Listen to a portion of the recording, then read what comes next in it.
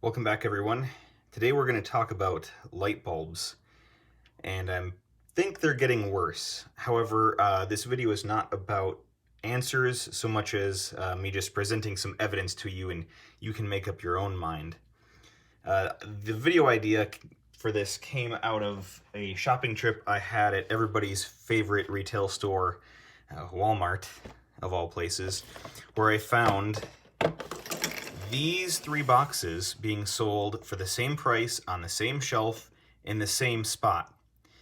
Now, the eagle-eyed viewers will notice that these boxes aren't the same. Yeah, there's a few differences, such as these two are rated for 18 years, and this one is only rated for 9 years. These ones are not shatter resistant, while these two are. This box is smaller and more faded, but all three of them are virtually identical except for this one, which is actually for this box. This one's a lot smaller, like the bulb size is smaller. But there's another key difference between these, and that is that this one weighs 23 grams for this one, the 9-year rated one. This one is 28 grams, which is this one here. And this one with the faded box, which I am presuming is much older, weighs 44 grams. The difference between these two is ridiculous. And even between these two, I can tell easily which one is which, just from those few grams difference. So I'm gonna make a guess here because it's hard for me to figure out exactly how old these are, but I'm pretty sure this is an older model. And either this is in between these two in age, or these two are being sold at the same time, just as a 9-year version and an 18-year version. But even that doesn't make a lot of sense because they're being sold for the same price. It's very confusing. I don't know why they do it that way. So why am I telling you how much these light bulbs weigh? Well, a lot of that has to do with the heat sinking inside of these, as well as the type of components that are in them. Something else I want to note here, and I'll plug these in for you.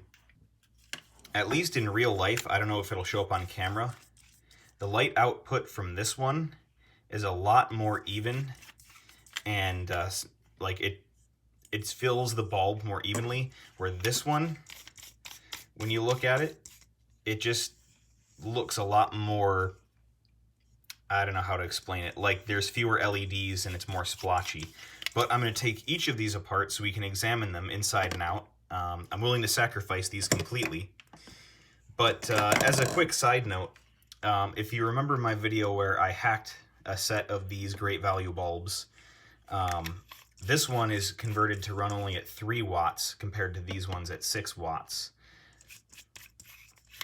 And this one here, which is a 9-watt version, is actually dead. I'll probably do a separate video on this one. Funny, it actually was more alive before. Before it would flicker, but now it's not even lighting.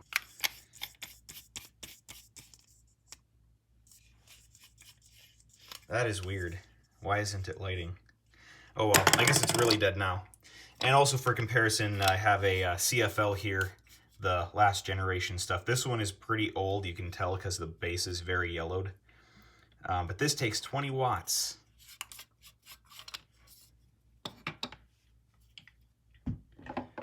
But, and this is a true treat especial. Look at this blast from the past. Guess what? These are Polaroid. Yeah, who knew that Polaroid made light bulbs? This one I actually just bought as new old stock. It's copyright year on it. It has somewhere on the bottom here. You're reading that right. It's 2012. A 10-year-old bulb, never used.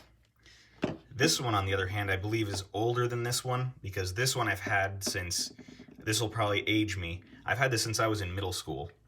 It was the late 2000s, probably 2007, 2008, 2009, somewhere in there is when I had this bulb, and I cannot tell you how many countless hours I've had this bulb on. There were several times, or I shouldn't say several, there were many, many times when I accidentally left this light on all day or all night or something, and man, I love this light bulb. This one here is rated for 36.5 years. How many hours? Here it is. 40,000 hours. Now, you always have to derate that, but look at the heat sinking on these things. I mean, come on. These things weigh each something like 170 grams, or is it 200 something? They are really, really beefy. Where even the best of the new age LEDs is 44 grams. And this is good. This is crap.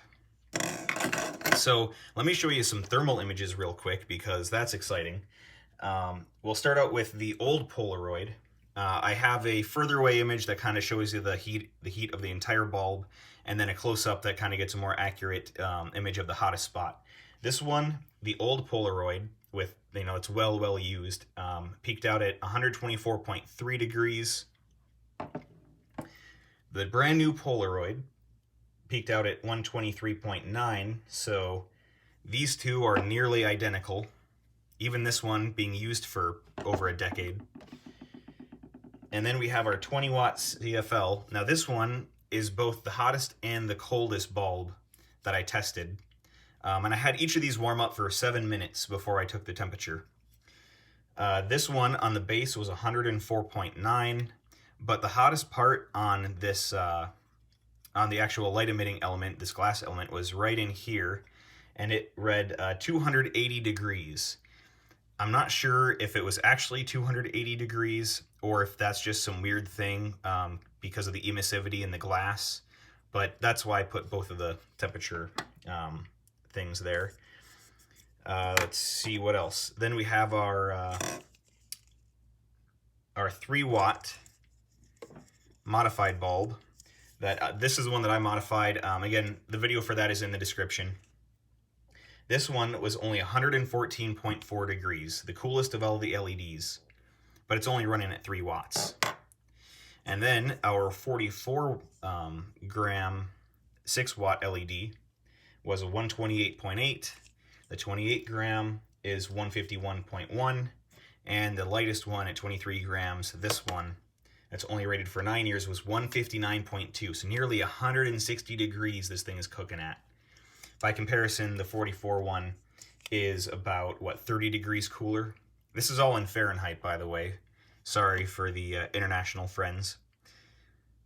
And that's why I think this one is going to last longer, is it just has more thermal mass to sink stuff away from the electronics and the LED chips. I also am taking a guess that this has more LED chips on it compared to this one, but I will cut those open and see. I'm not going to cut these open because, one, they have a big metal heatsink, and this is real glass on top of here, and I don't want to mess with these because these are actually good. By the way, these boxes each cost like, what, just a few bucks? This one back in the day, if I remember correctly, was like $15. This one I bought off eBay as new old stock for about $12. So one of these alone is more than 1 or 2 of these whole boxes of LED light bulbs. But these are going to last longer. So I'm going to bust these open. The way that these are constructed is just a plastic bulb with silicone glue to seal them up around the edge. It's a real pain to get off. I'm going to do that off camera, and then I'll come back when they're apart. Alright, the deeds have been done, and things are not what I initially thought, which is typical. So our 44 gram 480 lumen 18 year has 7 LEDs. The middle one, the 28 gram 480 lumen, has 7 LEDs. This one is, I believe, pretty much identical to the hack job one that we did. To basically all we did was, hold on just a second, all we did on the that hack is just crush one of these LEDs and scrape it off the board and clean it up. These resistors, just out of curiosity, are both, yeah, the 33. And this one, the 9-year one, also has 7 LEDs. So they all have the same number of LEDs, but this one has a much different construction than these two. The resistors on this one are identical. So at first appearance, these two are exactly the same. So we'll go into this one last, because I do believe, again, that this one is a truly older design than these two. So I'm going to dig in a little bit more and remove the circuit boards from each of these, and then we'll look at the internals. That's going to be a bit more of a pain because you really start having to dig out all the glue. So after a little bit of mucking around with getting these things torn apart, I think I figured out where a lot of that 44 grams was coming from in the old light bulb. So it looks like we have a transformer in here. Like, this looks more like a switch mode sort of deal. A lot more caps, and just in general a lot more circuitry, a lot more parts. This would have cost a lot more to make. And then these two are absolutely identical in every way, but I'm interested to see if there's a weight difference between these two. Well, actually, you know what? We don't even have to do that. Look at that. The circuit board on the heavier one, the 28 gram one, is a fair bit thicker. Not quite twice as thick. You know what? Let me use my caliper. Here I have my caliper that makes both the imperial and the metric fanboys happy, because it reads off both at the same time. So the thicker one is 60 thousandths, or what is that, 2.5 millimeter. 1.5 millimeter, 60 thousandths. The thinner one is 37 thousandths, or 1.95 millimeters, or thereabouts. So that's where the weight difference is really coming from, is this is just on a thicker circuit board. Otherwise, everything else about them is completely identical. The capacitor here is a little bit different.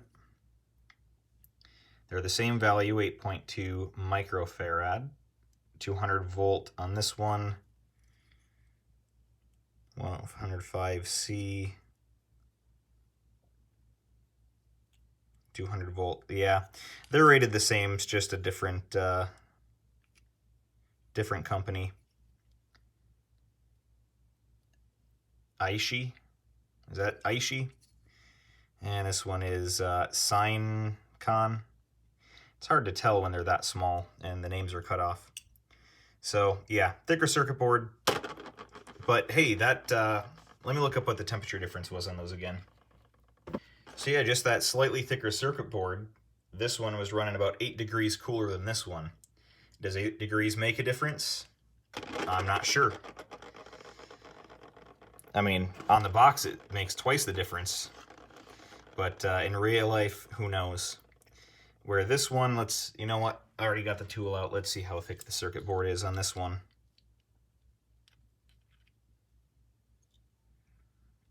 65 thousandths, or that's 1.63 millimeters. Sorry, way out of frame. So you circuit board experts out there and electronics experts, I don't know, what do you think? I mean, this is obviously simpler, lighter, way easier to manufacture, cheaper to manufacture, because then you're not having to solder and put together that whole piece of garbage. Less waste in these ones, a lot less electronic waste when they die. So, I mean, if these two last, you know, if the rated time, like, they're not going to last 18 years. We all know that. They might last 3 to 5, maybe 6 on a good day, if they're used, you know, often.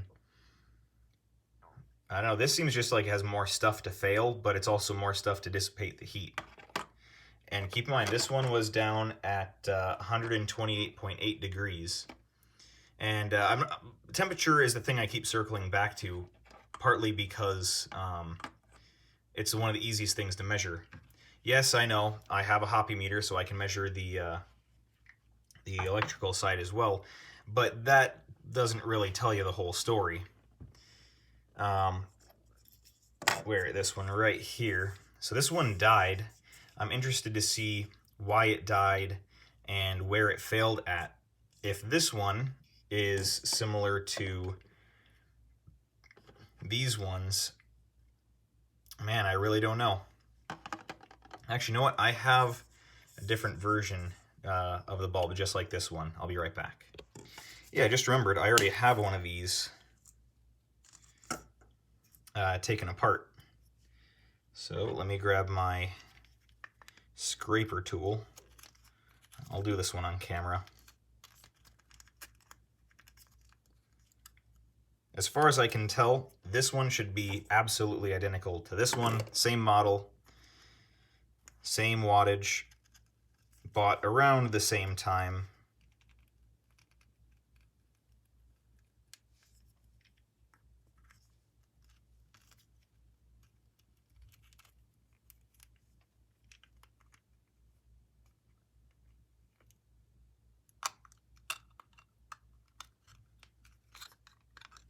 Let's take a peek under the skirt, and it looks the same.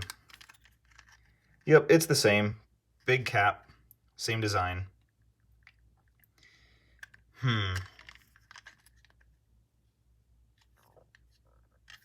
Let's see, this one is a 15 microfarad cap. This one's made by a completely different company, so clearly they're just taking a handful of whatever they got lying around, and they aren't actually choosing suppliers deliberately. Otherwise, they'd probably all be the same. So my guess is, because this one was in a bathroom fixture upside down, semi-enclosed, so the heat's really going to get to it. My guess is that either this chip overheated and failed, or the capacitor for the input side failed. Because, as I said, it doesn't even light up anymore. It did before.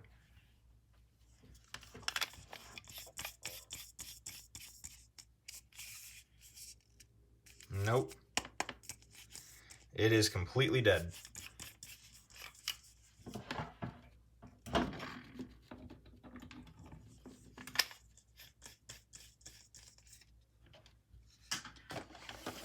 Let's see if running it through the hoppy meter does anything. I mean, there's no reason why this should, but... Oh no, it worked. It lit up. There you go.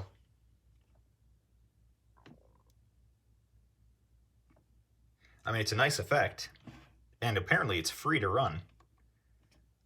What do you know? They invented free energy. A light bulb that lights and consumes no power. So you tell me what you think about all these. Are they getting worse? I mean, they're certainly getting more simple, more cheap, more lightweight. They're getting hotter. They're failing sooner because this one lasted barely a year in a bathroom fixture. They used to look like this back in the day. So, I mean, I think the evidence points to, yes, they are getting worse. They're getting more flimsy, more disposable, and they aren't designed to really truly last quite like they used to. So yeah, give me your thoughts. I miss the days like this. These ones, man, these are some slick units. But anyway, till next time, see ya.